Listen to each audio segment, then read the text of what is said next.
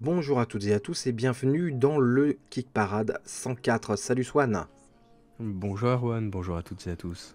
Gros changement, beaucoup de nouveautés, il y a beaucoup de choses à dire encore une fois sur ce nouvel épisode. Et comme d'habitude, on va essayer de pas trop traîner. On va commencer par le top 10. Il y a aussi des grosses news à venir dont on va vous parler. Bien sûr, notre sélection de nouveautés. Mais pour le moment, on va parler de la 10e place avec une entrée qui est sur GameFound. C'est Wang, un jeu qui existe déjà depuis un certain temps, il me semble. Je crois que c'est une refonte d'un jeu qui existait déjà. C'est bien ça, en Euh, version Deluxe voilà. avec en plus une extension qui vient s'ajouter. Donc c'est un petit peu l'autre marque de fabrique de GameFound ces derniers temps, savoir de reprendre des grandes licences et puis en fait de les dépoussiérer, de les remettre un peu à jour avec un nouveau design. Donc les propose soit les versions standees, soit vous avez la possibilité d'avoir des figurines. Et ils se contentent pas de ça et je pense que c'est peut-être bien d'ailleurs de faire cette proposition, d'ajouter à ça une petite extension qui va vous permettre un petit peu d'élargir votre expérience autour du jeu. Donc c'est un bon combo en fait pour remettre un jeu au goût du jour à mon sens. Ouais, ce jeu, ça s'appelait Yellow, un Yangtze, ça date de 2018, qui était lui-même adapté d'un jeu encore plus vieux. Donc c'est une longue histoire, ce Wang. Donc c'est un jeu de contrôle de territoire dans la Chine antique, mais enfin antique, pas antique, médiévale. Et vous avez des chefs de, enfin, oui, je sais pas comment on dit, des chefs de clan ou de région On- qui vont se disputer, bien sûr, des territoires, mais vous allez devoir aussi développer votre environnement. Bon, c'est assez classique. Vous avez une jolie figurine de chef dragon en exclusivité sur la campagne Kickstarter, si vous êtes fan de dragons. Voilà, sachez que vous ne le retrouverez pas en boutique si un jour ça sort en boutique. Donc vous avez un Deluxe avec les figurines, sinon c'est du standy. Bon, c'est pareil, c'est classique. Et donc voilà, bon, je trouve que le jeu reflète un petit peu... Enfin, on voit que c'est un jeu qui a un certain âge. Je trouve qu'ils n'ont pas réussi vraiment à recustomiser le truc totalement. Bon, il y a un petit côté vintage dedans, mais bon, le jeu doit certainement très bien fonctionner. S'ils ont refait enfin, s'ils ont fait deux remakes du jeu, c'est que je pense que la mécanique doit être bonne, j'imagine. Il en est à 89 000 euros, 1285 backers. Il est là vraiment très peu de temps. C'est déjà sa dernière semaine. C'est une campagne d'une semaine en fait. Neuvième place, alors c'est une entrée et on va aller. Alors c'est pas tous les jours, c'est sur backerit.com et c'est un ensemble de petits jeux qui s'appelle Soda Pop Collection. Alors moi ça m'était complètement passé au-dessus de la tête. C'est toi qui me l'as rappelé. J'avais vu des publicités parce qu'ils ont fait pas mal de com. Et Mhm. puis j'ai zappé. Donc ce jeu, Oui, il bah en est en à fait, 62 000 euros, 1290 contributeurs, et il y a une quinzaine de jours pour regarder la page. donc on est typiquement dans ce genre de campagne qu'on voit un peu traverser les sites de financement participatif depuis quelques temps, à savoir en fait ces 4 jeux proposés dans une campagne que vous pouvez réunir au sein d'une boîte, une espèce de big box en quelque sorte. Bon, c'est un peu rigolo parce que c'est voilà, l'originalité c'est que c'est sous forme de canette de soda et la boîte est un frigo. Bon, on est sur du jeu quand même très simple avec du jeu d'affrontement à base d'invocation, du jeu de puzzle, du jeu de contrôle de territoire, tout ça avec des règles extrêmement simplifiées. C'est joli, c'est proposé par Thundergriff Games qui avait notamment proposé Tank Garden il y a quelques temps. Très Donc joli. bon, on est sur de l'original, on va dire, d'un point de vue esthétique. Après, au niveau du jeu en lui-même, les jeux, c'est vraiment du jeu d'apéritif. Faut pas s'attendre non plus à Ah, du gameplay révolutionnaire. c'est C'est du pas jeu bling l'objectif. bling, c'est pour Voilà, épater tes amis. exactement. Mais Tu bon, sors ça voilà. lors de l'apéritif, on va oh. Après, c'est assez marrant de passer par ce site-là de BackerKit. Bon, on sent que le site, bon, il est encore en version bêta, ce qui rend quand même la campagne assez difficile à suivre. Nous qui sommes habitués à suivre les pages Kickstarter, Les on vieux commence un peu à se routards de faire à KS. GameFound, etc. Exactement. Donc voilà, on sent que c'est un site qui va encore devoir se peaufiner avant on va dire, de rejoindre en gros l'ergonomie des autres sites du genre. Mais bon, pour en revenir à la campagne, vous avez la possibilité d'acheter les jeux ensemble ou séparément. C'est des jeux pas très très chers. mais c'est vrai que vu, on va dire les frais qui peuvent s'ajouter, ça vaut peut-être plus le coup d'en prendre plusieurs que de partir juste Ouais. pour un jeu unique. Ça c'est sûr. Ouais. 8e place, encore une entrée. Et on vous dit, il y a beaucoup d'entrées, hein. Il y a beaucoup de changements. Il y a beaucoup de premiers projets aussi, hein. C'est étonnant le nombre de boîtes depuis un petit mois là qui se mettent à faire des jeux. Alors, je sais pas, ça s'explique peut-être par une conjonction, j'en sais rien. Pourtant on n'est pas dans une conjonction très favorable, mais Bah, il y a aussi, je pense, bon après on en reviendra parce que typiquement il y a un jeu là qui rentre typiquement dans ce genre de cas de figure, mais il y a aussi des grands noms hein, qui se sont cassés la figure et Oui. dans ces boîtes il y avait aussi plein d'éditeurs, plein de game designers, des gens qui avaient des propositions à faire et donc bah voilà, on voit aussi aujourd'hui émerger bah, voilà, des nouvelles sociétés qui en fait se rebâtissent sur les ruines Et voilà. de grands noms du jeu de plateau. Donc je dis ça parce que Sally Face, qui est en 8e position, est un premier projet, donc une nouvelle boîte, et c'est une adaptation d'un jeu vidéo. Alors vous savez, c'est ces jeux vidéo, ouais c'est très mode, qui ont un look très gothique, mais un look en même temps très cartoon, des trucs que tu peux voir, je sais pas, ouais, enfin que tu m'aides là, parce que c'est toi qui es plutôt branché là-dedans. Non, je t'écoutais un peu pédaler dans la smoule là. Non, non, mais je vois, c'est sur quelle chaîne qu'il y a des trucs comme ça? C'est Cartoon Net? Non, c'est pas Cartoon Network, qui a des dessins animés un peu de ce style. Un petit peu, oui, c'est vrai. Ah, c'est vrai. tu vois, je pédale C'est pas vrai. tout à fait dans la Mais bon, c'est pas. Non, d'ailleurs, c'est assez drôle parce que c'était un jeu vidéo dont j'avais jamais entendu parler en fait. Quoi Bon, on est typiquement dans du jeu indépendant. D'ailleurs, ils en sont pas à leur premier coup d'essai, hein. On parle d'une nouvelle boîte, mais en fait, c'est une partie des équipes qui étaient derrière l'adaptation de The Binding of Isaac, dont la livraison est en cours hein, là, actuellement, qui, rappelons-le, fait quand même partie des projets participatifs records sur Kickstarter. Hein. Ouais. Ça avait tout cassé derrière, ils le mettent bien en avant, hein, ce truc-là. Mais bah voilà, aujourd'hui, on en parlait tout à l'heure, voilà, une société qui s'est bâtie par rapport à ça. Bon, c'est amusant. Bon, j'ai regardé un peu après à quoi ressemblaient les jeux vidéo. On est typiquement dans le genre de design qui eux-mêmes jouaient avec quelque chose de très old school en fait dans le design, sans passer forcément par du pixel art, mais être un petit peu dépassé, très minimaliste. Et je trouve que c'est quelque chose qu'ils retranscrivent bien au niveau du plateau, ce qui fait qu'on a un peu quand même l'impression de se retrouver avec un jeu de plateau des années 80 sur la table. On a l'impression d'avoir un proto. C'est un peu ça, ouais. Ça fait un peu Bon, proto, ouais. C'est complètement assumé, hein, Ouais. c'est un parti pris. Moi, je suis pas très sensible. Par contre, je peux pas vraiment vous faire des liens vis-à-vis du jeu parce qu'il aurait vraiment fallu que j'ai le jeu en main. En tout cas, et ben, ça a fait plaisir aux fans, visiblement, parce qu'ils ont quand même répondu présent pour un premier projet d'une nouvelle société. 1641 contributeurs, 150 000 euros, et il reste 30 jours. Donc on va en reparler. Donc juste pour faire le pitch en 2 lignes, et puis je pense qu'après on va changer de jeu parce qu'il est à 1 mois. De ce que j'ai compris, vous êtes dans un immeuble et vous avez un démon qui corrompt tous les voisins. Et donc vous allez être une bande de jeunes qui allait essayer de combattre cette corruption démoniaque. Je ne sais pas si tu as compris comme moi.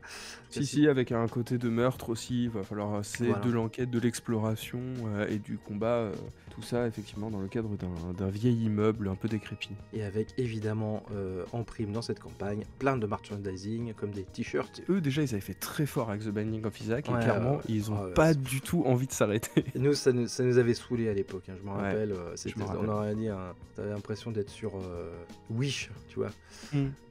Non, c'est chiant. Alors là, c'est un peu moins obscène que Isaac, mais bon, peut-être qu'en 30 jours, ils vont nous sortir des nouveaux trucs. Bref, allez, on passe au suivant. 7e place, c'est Lords of Vegas qui est monté un petit peu cette semaine. On en a parlé la semaine dernière. Il en est à 161 000 euros, 1640 contributeurs qui doivent être à 99% américains, j'imagine, parce que le jeu, je ne l'ai pas vu sortir en France. Alors, il est peut-être sorti dans d'autres pays européens, je ne sais pas. Donc on en avait parlé la semaine dernière, gros upgrade du jeu avec 4 nouvelles grosses extensions, et quand je dis grosses extensions, c'est carrément c'est presque des stand-alone hein, d'ailleurs. Vous allez développer vos casinos dans des villes, prendre les revenus, acheter des bâtiments, voilà, bref. Et chaque nouvelle extension est une nouvelle ville et le gameplay s'adapte à cette nouvelle ville. C'est ça qui était assez malin, hein, on l'avait dit la semaine dernière. Donc voilà, donc si vous voulez vous faire la totale, si vous voulez vous mettre à Lords of Vegas, c'est le moment parce que là ils ont tout sorti, même les jetons de poker pour les ressources, enfin bref voilà. C'est The campagne pour Lords of Vegas à ne pas louper. 6e place, c'est Ascension Tactics Inferno. Donc là, on plonge en enfer. On en a parlé la semaine dernière. Donc il est monté encore en puissance. Donc c'est une espèce de jeu d'arène avec des figurines, ce qui n'était pas le cas pour la précédente version du jeu, puisque ça c'est une extension. Et ils en profitent pour faire des upgrades de figurines, avec des très belles figurines. Et on en avait parlé la semaine dernière. Enfin, en tout cas, elles sont rigolotes. Je sais pas si elles sont belles, il faudrait voir en vrai. Mais les concepts sont assez rigolos. Et donc voilà, le jeu d'arène, hein, ça marche plutôt bien. Mais c'est vrai c'est un peu revenu à la mode, hein. C'est quelques temps, on a eu des grands noms là, de jeux d'arène ces dernières années. Ce que j'aime bien avec cette campagne, c'est que alors les stretch goals se débloquent vraiment au compte-gouttes, hein. Il n'y en a pas eu beaucoup. Après, je trouve que c'est assez intéressant parce que, bon, ils apportent des choses, voilà, un upgrade du matériel, etc., mais ils sont pas les yeux trop plus gros que le ventre. Par contre, il y a quand même ce qu'ils appellent les daily reveal. Donc, c'est-à-dire que tous les jours, ils nous représentent un nouveau personnage, une nouvelle figurine, des nouvelles cartes, etc. Et je trouve, notamment pour les jeux qui ne font pas de stretch goal, etc., cette idée de dévoiler des trucs au fur et à mesure, je trouve que c'est un compromis que j'aime bien, en fait. Ça évite que la campagne reste trop statique, ça permet de mettre vraiment les lumières sur, on va dire, les éléments que tu as envie de mettre en avant. Donc là, comme tu le disais tout à l'heure, il n'y avait pas de figurines sur cette ancienne version. Donc là, ça permet de vraiment les mettre en avant le jeton, les cartes qui y sont associées, etc., etc. Donc tout de suite, ça accroche un peu l'œil. Et puis, bah, tu as un peu ce côté, comment on va dire, calendrier de l'avent où tu découvres chaque jour ton nouveau truc sans forcément que ce soit lié, on va dire, au taux de financement du jeu. Typiquement, voilà, c'est du matériel qui était prévu dans la boîte de base. Mais plutôt que... Comme voilà. tous les stretch goals en général, hein, faut pas se leurrer. C'est souvent le cas, mais contrairement à des campagnes qu'on a pu voir, là, notamment le mois dernier, où en gros les campagnes il reste 40 jours et ils te présentent rien, bah, je trouve que c'est un compromis qui est plutôt agréable en fait. 266 000 €, il a passé la barre des 2000 contributeurs et il reste une petite semaine. 5e position, Blueprints of Mad King Ludwig. J'en ai ras-le-bol d'en parler. Heureusement, il reste que 4 jours. 153 000 €, 2314 contributeurs. Donc c'est ce jeu où vous allez dessiner les plans de votre... Enfin, c'est pas de votre château d'ailleurs, c'est le château de Mad King Ludwig. Avant de passer au jeu suivant pour mettre les tuiles et construire votre château en vrai, entre guillemets. Donc voilà, c'est un draw and write qui a très bien fonctionné parce que je pense que vu le coût de fabrication du jeu, j'y pensais, hein, c'est quand même pas... Enfin, tu vois, c'est pas une boîte qui déborde de matos, hein. Je pense que c'est une très bonne affaire pour Béziers Games. Donc à mon avis, on va encore en bouffer du Mad King Ludwig. Ça ne fait aucun doute. Bah c'est sûr, ils l'ont déjà annoncé. Hein, que bah oui. De toute façon, dans quelques mois, on vous en reparle. 4e position, c'est Alice is Missing, qui perd un peu de place. Mais bon, c'est quand même un très très beau succès. 130 000 €, 2535 contributeurs. Il reste une dizaine de jours pour ce jeu mi-enquête, mi-jeu de rôle qui passe par des SMS. Donc voilà, ça n'a pas rebuté les contributeurs. Il faut dire que c'est la suite déjà, hein, Alice is Missing, c'était déjà un jeu qui était sorti, qui avait déjà eu beaucoup de succès. Donc là, c'est la suite qui, on va dire, agrandit l'univers de cette petite bourgade au bord de la mer, avec ce petit côté Stranger Things, Twin Peaks. Ouais, peut-être plus Twin Peaks que Stranger Things d'ailleurs. Ouais, et encore même pas trop. Je trouve que ça s'inspire plus de ces jeux qu'ils ont... plus d'un univers vidéoludique comment ça s'appelait, qui apparaît pas mal en ce moment dans l'indé. Ces jeux vidéo de Dontnod, là, de la boîte française. Là. Life is Strange. Moi, je trouve que ça me fait beaucoup penser à cette ambiance-là. Bon, j'ai vu qu'ils citaient aussi Oxenfree et Firewatch. Voilà, donc eux, ils assument beaucoup plus, on va dire, l'ambiance vidéoludique que, on va dire, série ou télé.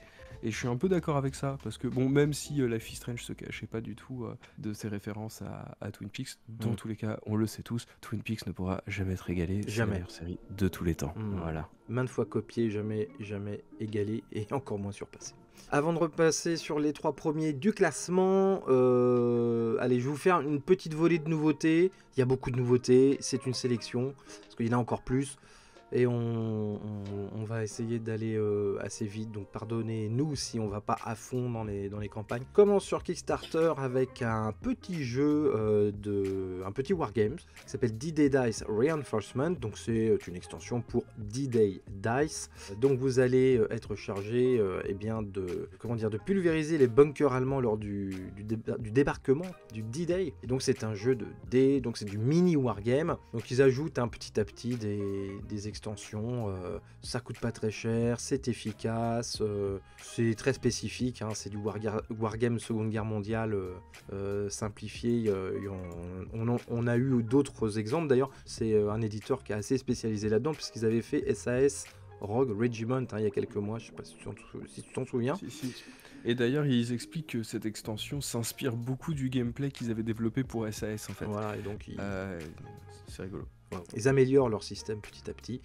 Vous pouvez l'essayer sur Tabletop Simulator. Deuxième nouveauté, toujours sur Kickstarter, c'est Star Tycoon. Donc là, c'est pareil, mais version 4X spatiale. C'est-à-dire que c'est un peu un truc réduit. C'est pas aussi réduit que D-Day pour le wargame de Seconde Guerre mondiale, mais on va dire que c'est un 4X spatial moins gros que ce qu'on a vu ces derniers mois, parce qu'on en a vu beaucoup. D'ailleurs, il y en avait un qui a cartonné il y a encore 2 semaines. Hein. Donc là, vous allez être une corporation, vous allez acheter des planètes que vous allez barder d'infrastructures, enfin de méga structures, comme ils disent. Vous allez passer des contrats avec d'autres corporations et vous allez faire des points de victoire. Il va falloir collecter des ressources, blablabla. Blablabla. C'est assez classique. Il y a une VF, beaucoup de cartes. C'est pas un matériel pléthorique. Donc, si vous voulez un 4X spatial qui possède tous les codes du genre, mais que vous n'avez pas envie de vous acheter un jeu à 200 balles qui va vous prendre 2 tables de 2,40 m pour pouvoir y jouer, je pense que c'est plutôt une solution qui est pas mauvaise. Et en plus, il y a une version française. Il en est à 13 000 € et 420 contributeurs, donc il démarre plutôt pas trop mal. Ensuite, j'enchaîne. Après, je te laisse la parole, hein. T'inquiète pas. C'est des petits jeux. Ancient Terrible Things Reawakened. Donc c'est pareil, c'est un ancien jeu là qu'ils ont un peu repensé. Alors là, vous allez vous balader le long d'une rivière, et une rivière un peu glauque où il y a des trucs un peu Lovecraftien, on va dire. Enfin, c'est du Lovecraftien, comment dire, exotique. Et donc voilà, donc vous allez faire des rencontres, vous allez essayer de vous stuffer, d'augmenter vos compétences. Il y a de la distribution de dés. Je trouve le design est plutôt cool, je trouve. Assez original, et ça a l'air de bien tourner, et puis ça a l'air d'être très bien en solo, et je pense que même c'est le genre de jeu où c'est particulièrement cool en solo. Ce qui met de 1 à 4 joueurs, moi c'est le genre de jeu à 4 joueurs, je suis pas sûr quoi. Je pense que solo ou à 2 ça doit tourner très très bien. En tout cas, j'aime bien la tronche du jeu quoi. J'aime bien les couleurs, j'aime bien les designs, j'aime bien l'atmosphère, donc voilà. C'est pareil, c'est beaucoup de distribution de dés, et c'est pareil, il y a une VF, donc il y a pas mal de VF. Profitez, et le jeu n'est pas extrêmement cher. Je fais une pause, puis on retourne. Allez, après. je te laisse reprendre ton souffle. Merci. Moi, du coup, je vais vous parler aussi d'une campagne qui a lieu sur Kickstarter en ce moment, qui passe un petit peu sous les radars. En fait, il s'agit de Hellbringer. Donc, c'est un jeu qui se qualifie de roguelite entre solo coop, inspiré par Diablo. Si vous le souhaitez, d'ailleurs, la page est en français. Il suffit de cliquer sur un petit bouton, vous avez toutes les infos. Pour l'instant, ils en sont à 10 000 €, 145 contributeurs. Il reste encore 18 jours. Donc, la proposition, effectivement, c'est vous allez incarner des personnages. Vous allez devoir vous enfoncer dans des donjons qui vous approchent de plus en plus de l'enfer, et vous allez devoir vous équiper, affronter les créatures que vous trouvez sur place, etc. La proposition est si intéressante parce que vous avez la possibilité de le mener en campagne, en fait, en allant affronter différents boss tout au long d'une carte, et à travers différents lieux que vous allez suivre. Il y a un petit truc que je trouve assez sympa sur les plateaux, c'est le fait que vous allez vous équiper, du coup votre stuff va vous rajouter de la vie, de la défense, de l'attaque, etc. Et en fait, en bas du plateau, vous avez la possibilité de tout noter avec un petit feutre que vous pouvez effacer derrière. Ça vous évite d'avoir à faire à chaque fois 150 calculs. Ah oui, au fait, ma cape, etc. me file combien? Non, là, vous pouvez tout inscrire directement en bas du matériel. Le matériel aussi le mettre en avant, il est prévu pour les personnes qui sont daltoniennes, donc ça je trouve ça très bien, c'est un truc auquel on pense pas toujours, alors qu'ils sont quand même beaucoup à jouer. Alors souvent on passe plus par des petits codes visuels, etc. Là ils ont vraiment axé genre en disant on va rien perdre de la couleur, mais l'objectif c'est que tout le monde puisse s'y retrouver, donc je trouve que c'est une bonne proposition. Le seul petit bémol que je dirais sur cette campagne, c'est que alors elle est proposée avec 2 mini-extensions, et en fait typiquement dans un roguelite, je ne vois pas pourquoi ce sont des extensions. La première, pour être très simple, c'est ça rajoute du loot et un marchand. Donc vous allez tuer des monstres, récupérer des pièces d'or, utiliser ces pièces d'or pour aller acheter de l'équipement auprès d'un marchand entre 2 missions. Et l'autre, en fait, ça va vous permettre de rajouter quelques petits événements, de trouver des objets, des coffres, etc. dans votre visite.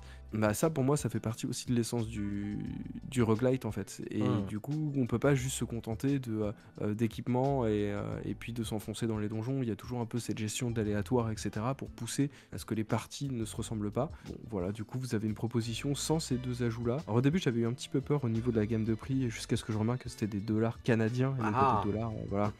Donc voilà, on est sur du 45 € pour la boîte de base, 66 pour la version avec les 2 extensions. Je trouve que c'est quand même toujours un poil cher compte tenu du matériel.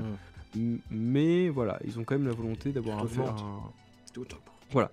Et puis, ils ont au moins l'intérêt d'avoir essayé, ils sont allés au bout de leur délire, et je trouve que c'est une campagne assez intéressante. Il y a une VF et c'est marqué Inspired by Diablo. Une dernière nouveauté pour ma part, The Curse of Candelabria, qu'on avait déjà vu parce qu'ils étaient, ils avaient jeté l'éponge au bout d'une semaine. Là, ils en sont à 108 000 €, ça démarre beaucoup mieux pour eux. Il y a une VF, c'est un jeu de prise de territoire dans un monde fantastique très original. Je ne sais pas si vous vous souvenez, enfin si vous êtes un fidèle de l'émission, c'est un monde dans lequel toute la technologie est basée sur des bougies, y compris sur les êtres organiques. Donc vous avez des bougies sur la tête et des bougies sur des espèces de villes qui sont mouvantes. Et donc voilà, donc c'est de la prise de territoire. C'est assez gros, donc je comprends pourquoi ils n'ont pas... il leur fallait un certain nombre de contributeurs à l'époque, et ils ont vite annulé parce qu'ils ont vite vu qu'ils ne l'atteindraient pas. C'est très ambitieux. Après, moi, déjà à l'époque, je trouvais j'ai toujours un problème avec les univers fantastiques pas cohérents. Alors, on va me dire, il faut des digues, c'est pas cohérent. Si, moi, c'est pas parce que c'est fantastique que ça doit être pas cohérent. Il faut une cohérence dans le fantasme, quelque part. Il faut maintenir ce qu'on appelle la suspension consentie d'incrédulité. Et pour ça, il faut que l'univers se réponde à ses propres codes. Superbe, voilà, exactement ce que je voulais dire. C'est bien de travailler avec un intellectuel. Et donc là, je n'y crois pas. Voilà, ces bougies qui brûlent là. Donc j'ai beaucoup de mal, tu vois, c'est vraiment un problème. Voilà, sinon le jeu, il a l'air intéressant. Vous allez d'ailleurs mettre des bougies, c'est vous qui allez décider si vous la brûlez ou pas. Il y a toute une mécanique autour de ça. Mais j'ai du mal avec le concept, j'y crois pas, quoi. Donc c'est problématique. En tout cas, vous pouvez l'essayer sur Tabletop Simulator. Si ça vous intéresse, c'est du gros jeu avec de l'extension. C'est du jeu expert, mais qui peut être fortement intéressant si ça vous branche. On va finir les news avec une grosse annonce qui est tombée genre hier ou avant-hier, je ne sais plus. C'est ça, c'était le 28 en fait. C'est From Poland. On va peut-être pas parler, c'est ça, From Poland. Mais oui, effectivement, c'est quelque chose en fait qui commence à prendre de plus en plus ses marques en fait, notamment dans le monde du jeu vidéo. Je crois que c'était notamment Nintendo qui avait commencé avec les Nintendo Direct, et en fait aujourd'hui, chaque éditeur en fait font des espèces de conférences en live, etc. dans lesquelles en fait ils annoncent leurs grosses sorties sur l'année, les projets sur lesquels ils sont en train de travailler. Donc ça s'était fait un peu timidement dans le monde du jeu de plateau, et là ça y est, on a Awaken Realms qui a décidé d'organiser un événement en live. Les nouveaux pour nous boss. annoncer, voilà, qui... Ouais, c'est vrai que maintenant aujourd'hui ils sont indétrônables, ils détiennent GameFound, ils sont parfaits quoi, les mecs ils ont... C'est un beau parcours. Ouais. Alors Ouais. ils ne sont pas au point de communier en note, je pense encore, mais... Non, mais clairement, voilà, ils n'ont pas non plus les IP de Cool Me or Not, et malgré tout, ils arrivent vraiment à tirer leur épingle du jeu. La preuve au point où ils hébergent les campagnes de Cool Me or Not désormais sur leur site, donc ce qui est assez fou. Ouais. Pour faire très simple, on va pas rentrer complètement dans les détails parce que c'est des campagnes qu'on aura l'occasion de suivre cette année. 3 jeux ont été annoncés en grande partie. Il va y avoir Stalker, donc l'adaptation du jeu vidéo, hein, dont le deuxième opus est attendu comme le Messi par beaucoup de joueurs cette année. Post-apo, c'est ça. Hein. Ouais, post-apo, un peu ambiance Tchernobyl. En fait, c'est souvent des coprods entre Ukraine et Pologne. Donc c'est pour ça d'ailleurs que le jeu vidéo prend du retard, hein, puisque une partie des équipes est toujours en Ukraine. Et effectivement, c'est très inspiré de Stanislas Lem, donc qui est un auteur de SF russo-polonais de ces années-là, qui avait notamment écrit Solaris, etc. Donc il y a un peu cette ambiance-là, effectivement. Bon, après, il y a évidemment le traumatisme de Tchernobyl, hein, qui en fait a créé vraiment une SF post-apo bien propre à ces régions-là. Donc voilà, si vous connaissez notamment la saga des métros, etc., on est vraiment dans une ambiance là-dessus. Donc voilà, ça va être du jeu d'exploration, de combat, très classique, hein, sur la forme, un peu ce qu'on voit dans les adaptations de jeux vidéo de manière générale. Bon, c'est pas la campagne qui me fait le plus rêver, mais voilà, au moins on découvre une ambiance un peu différente, donc à voir. Ensuite, ils ont annoncé la troisième partie de Nemesis. Allez, 500 balles de plus. Ouais, c'est ça, qui va s'appeler Nemesis Retaliation. Donc qui est en fait, il est un peu à Nemesis que Aliens était à Alien en fait. Ah, c'est-à-dire que la proie devient le chasseur. D'accord. Cette fois-ci, vous n'êtes plus là pour vous enfuir face à des créatures aliens qui veulent vous dévorer à tout prix. Là, vous débarquez avec des gros guns et des marines. Et, Game over, man! Game over! Voilà. Donc, bon, à voir ce que ça va faire. Mais bon, en tout cas, les fans, la planète Nemesis est en émoi. Ah bah ouais, et a priori, c'est vachement resté. Hein. Et ce serait le dernier, a priori, de ce qu'ils annonçaient. Après ça, ils passeraient à autre chose sur la gamme. Bon, après, c'est le dernier standalone. Il aura peut-être des extensions, voilà. Mais en tout cas, c'est un super parcours pour Nemesis parce que les deux autres campagnes ont cartonné. C'est vrai que, alors, j'ai pas joué au deuxième, hein, mais le premier, je trouve que c'était vraiment réussi, quoi. Même si c'était un pompage en règle d'Alien, hein, bon, faut pas se... Mais en tout cas, les mécaniques de jeu et tout, je trouvais ça vachement cool. Et c'est superbe, qui coûte beaucoup trop cher en boutique d'ailleurs. Les extensions, c'est n'importe quoi. Ouais. Et donc, ce troisième jeu, qui nous a excités tous les deux apparemment, sans concertation. Donc ça s'appellera Dragon Eclipse. Donc c'est leur nouvelle franchise, hein, c'est là-dessus qu'ils vont se lancer, dans un monde... fantastique, avec une direction artistique qui est plutôt originale. La preuve, c'est que quand tu vois la boîte de loin la première fois, tu penses que c'est un jeu de SF. Ouais. Pas du tout. Voilà, c'est un jeu où vous allez parce qu'il y a une histoire de conjonction de stellaire. Hein. C'est ça. C'est le pitch, c'est ça. Ouais. Et voilà, il y a des dragons, mais en fait, ces dragons, vous n'allez pas que les affronter, vous avez la possibilité de les capturer, de les dresser, c'est ça et en fait, après, de les transformer en fait en vos alliés pour les batailles, via un système de deck building, etc. Il n'y a pas que les dragons, hein. Il y a tout un tas de créatures où tu as le choix, est-ce que je le bute ou est-ce que je le capture et est-ce que je le dresse, et ça m'apporte des pouvoirs en plus, c'est génial, j'adore. Ouais, c'est du Pokémon sous stéroïdes en fait. Ouais, c'est ça, c'est du dark Pokémon.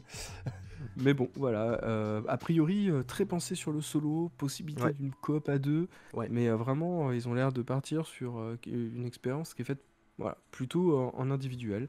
Donc voilà, à suivre dans les mois à venir. Et dernière annonce... Me faire mal à mon porte-monnaie. Ouais. Dernière annonce, mais qui n'est pas d'Awaken Realms, qui est arrivée là il y a quelques heures.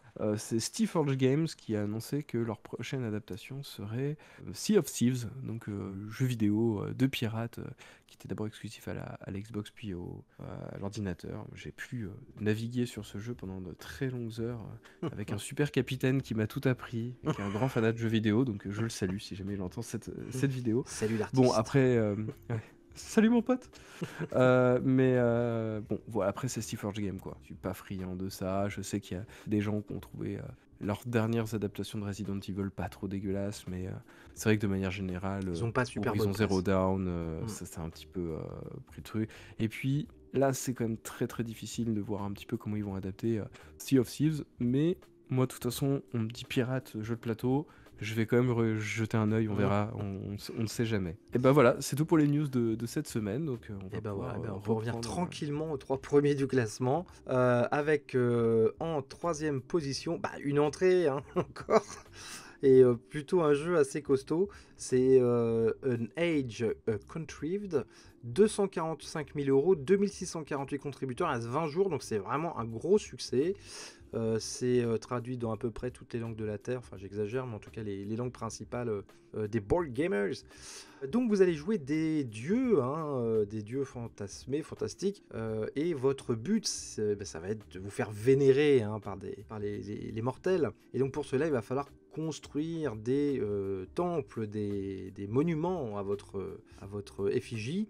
Il y a toute une mécanique autour de l'énergie. Il y a aussi toute une réflexion sur les composants eux-mêmes, puisque les monuments sont, alors pas clipsables, mais aimantés. C'est des Mhm. trucs que vous allez construire sur le plateau.